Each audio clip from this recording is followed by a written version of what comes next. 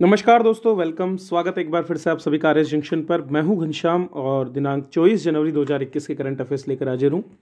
तो आरएस और आरपीएससी की अन्य सभी प्रतियोगी परीक्षाओं के लिए यदि आप तैयारी कर रहे हैं तो आप बिल्कुल सही प्लेटफॉर्म पर हैं, जो आपको बहुत ही प्रिसाइज और बहुत ही कंसोलिडेटेड लेवल पर करंट अफेयर्स के साथ साथ आपकी तैयारी को करवाता है। चलिए तो शुरुआत करते हैं और पहले प्रश्न के साथ आज हम बात करेंगे। तो हमारा जो पहला प्रश्न आज का है, राजस्थान में शुरू की गई राज्य स्तरीय हेल्पलाइन जिसका नाम है उम्मीद। ठीक है, तो ये जो उम्मीद नाम की एक हेल्पलाइन शुरू की गई है, ये किस आयोग से संबंधित है? जो राजस्थान का है।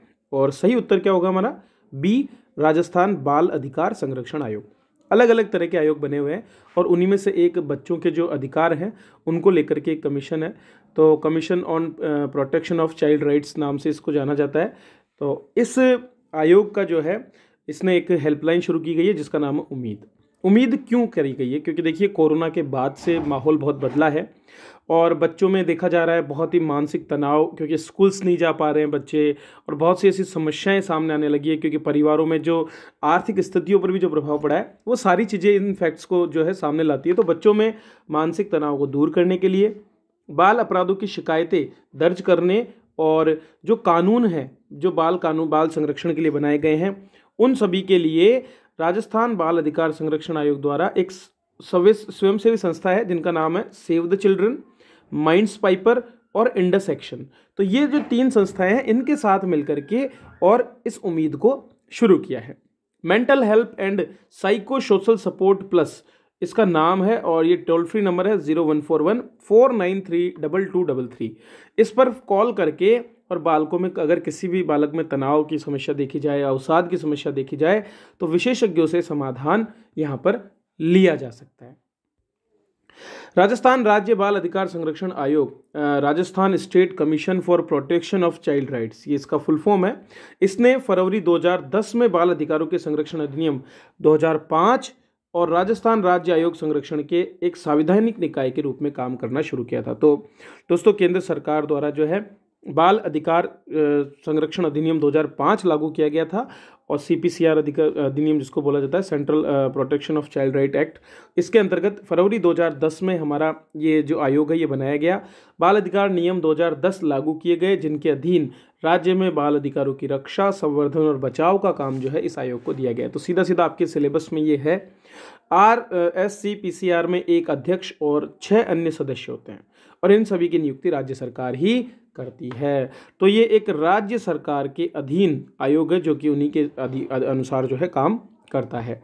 दोस्तों, अभी इसका स्ट्रक्चर अगर हम देखें तो श्रीमती संगीता बेनीवाल जो कि जोधपुर की हैं, उन्हें वर्तमान में इस संरक्षण आयोग का अध्यक्ष बना रखा है, जबकि doctor Shailendra Pandya, doctor Vijendra Singh, doctor Prahlad Sahay, Shri Shiv Bhagwan Naga, Shrimati Nusrat Naqvi और श्रीमती वंदना दुबे, ये सभी इसके मेंबर्स हैं। जबकि श्री महेंद्र प्रताप सिंह जो RS हैं वो इसके डेप्यूटी सेक्रेटरी के रूप में काम करते हैं।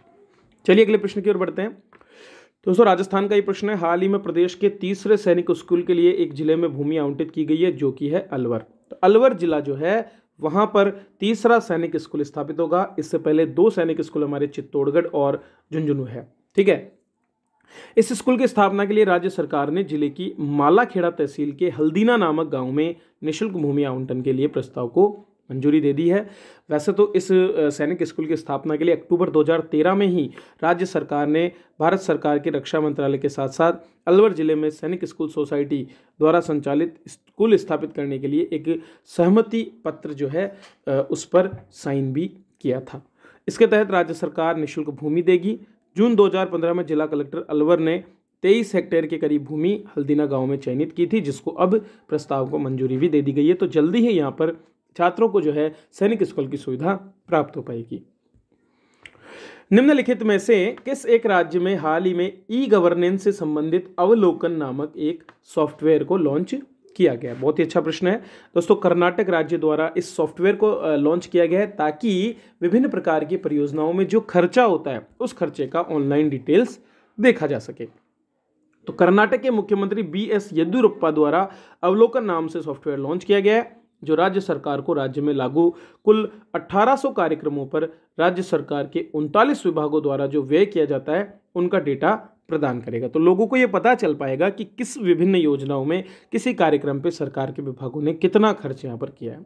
तो एक तरह से ई गवर्नेंस अर्थात इलेक्ट्रॉनिक रूप से प्रशासन को जनता के सामने लाने या जो सरकार चलाने का काम है उसको यहाँ पर जोड़ा गया है। सरकारी अनुदान, उनके आवंटन, निर्वाचन क्षेत्रवार किस तरह से किए गए हैं, इन सभी की जानकारी यहाँ पर मिलेगी। इन आंकड़ों के आधार पर सरकार को धन जारी करने संबंधी निर्णय लेने में मदद मिलेगी, क्योंकि विभागों से रिपोर्ट मांगने की बजाय अब यहीं से सीधी सरकार को डिटेल्स जो है वो मिल जाएगी और किस क्षेत्र को कितना पैसा आवंटित हो रहा है ये भी पता लग पाएगा। राज्य के सभी जिला आयुक्तों को नियमित अंतराल पर सॉफ्टवेयर में डेटा रिकॉर्ड करने का निर्देश भी इसमें दिया गया है।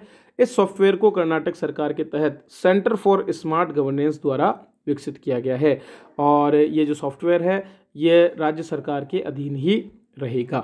चलिए, हाल ही में दिवंगत सुविख्यात ऑन्कोलॉजिस्ट डॉक्टर वी शांता, जिनका हाल ही में निधन हो गया और देश को बहुत ही अपूरणीय क्षति हुई है, उन्हें निम्नलिखित में से किस पुरस्कार से सम्मानित किया गया था? तो दोस्तों ये उपरोक्त सभी पुरस्कार जो हैं श्रीमती डॉक्टर वी शांता जो दिवंगत हैं, ऑन्कोलॉजिस्ट, कैंसर की विशेषज्ञ रही हैं और कैंसर के क्षेत्र में अनुसंधान में इनका सबसे महत्वपूर्ण योगदान यहाँ रहा है। तो 19 जनवरी 2021 को इनका निधन हुआ। ठीक है, 11 मार्च 1927 को इनका जन्म हुआ था और उन्होंने वर्ष 1949 में मद्रास मेडिकल कॉलेज में MBBS की डिग्री प्राप्त की। उसके बाद उन्होंने MD की डिग्री प्राप्त की। डॉक्टर शांता 1955 में अडियार कैंसर संस्थान में शामिल हुई और वर्ष 1980 और 1997 के बीच में वे यहाँ पर निदेशक रही लगातार 17 वर्ष तक। डॉक्टर वी शांता को कैंसर के क्षेत्र में उनके काम के लिए पहचाना जाता है। वे तमिलनाडु राज्य के योजना आयोग में स्वास्थ्य के मुद्दे पर सदस्य थी और इसके अलावा उन्होंने विश्व स्वास्थ्य संगठन की सलाहकार समिति में भी काम किया था। कैंसर और स्वास्थ्य के क्षेत्र में उनके योगदान के लिए ही उनको पुरस्कार दिए गए, जिनमें पद्म विभूषण 2016, पद्म भूषण 2006 और पद्मश्री 1986 सम्मिलित है। इसके अलावा उन्हें मैग्सेसे पुरस्कार से भी 2005 में सम्मानित किया जा चुका है। नीति आयोग द्वारा जारी भारत नवाचार सूचकांक रिपोर्ट 2020 हाल ही में लॉन्च हुई। आपको बताना है कौन सा एक राज्य शीर्ष पर है। तो पिछले वर्ष की भांति इस बार भी कर्नाटक ने इसमें पहला स्थान प्राप्त किया है। दोस्तों, तो नीति आयोग और उसने मिलकर के इंस्टीट्यूट फॉर कॉम्पिटिटिवनेस, इनके साथ में मिलकर के एक रिपोर्ट जारी की गई है, जिसमें देश के सभी राज्यों के बीच में जो नवाचार का स्तर है उसके आधार पर परफॉर्मेंस बेस्ड एक रैंकिंग जारी की गई है। ये सूचकांक जो है 17 बड़े राज्यों को और इसके अलावा केंद्र शासित प्रदेशों को और हमारे जो छोटे नॉर्थ ईस्टर्न और पहाड़ी जो राज्य हैं उनको सम्मिलित करता है। कर्नाटक, महाराष्ट्र और तमिलनाडु इसमें शुरुआती 3 स्थानों पर रहे हैं। इसके अलावा बिहार और छत्तीसगढ़ और झारखंड ये 17 राज्यों में अंतिम 3 स्थान पर है। राजस्थान की बात करें तो 17 राज्यों में राजस्थान 12वें स्थान पर है, जो बड़े राज्य हैं। छोटे राज्यों में, पहाड़ी राज्यों में हिमाचल प्रदेश पहले पे जबकि मेघालय अंतिम पर है। केंद्र शासित प्रदेशों में दिल्ली पहले जबकि लक्षद्वीप अंतिम स्थान पर है। इस सूचकांक में एनेबलर और परफॉर्मेंस नाम से क्रमशः 5 एवं 2 स्तंभ है, जिसमें कुल 36 संकेतक हैं। तो इस मुद्दे पर मैं अलग से एक वीडियो बनाऊंगा और उस वीडियो में मैं आपको जो है पूरा डिटेल्ड बताऊंगा कि क्या है ये, क्योंकि यहाँ से आपके RS में सीधा सीधा 10 नंबर का प्रश्न भी पूछा जा सकता है, क्योंकि नवाचार एक ऐसा मुद्दा है जिस पर सीधे सीधे प्रश्न आ सकते हैं। तो इसीलिए आपको उस वीडियो को जरूर देखना है। तो यहाँ इसी तरह के करंट अफेयर्स पढ़ाए जाते हैं। इनका संपूर्ण PDF 2020 का अवेलेबल है हमारी एप्लीकेशन पर, जिसका नाम है RS जंक्शन। तो आज ही जाएं और मात्र 100 रुपये में अपना योगदान करें और उस बुक का फ़ायदा उठाएं। लगभग 650 के करीब पेजों में पूरा का पूरा जो मेरा मेहनत था उसको मैंने समाहित किया है।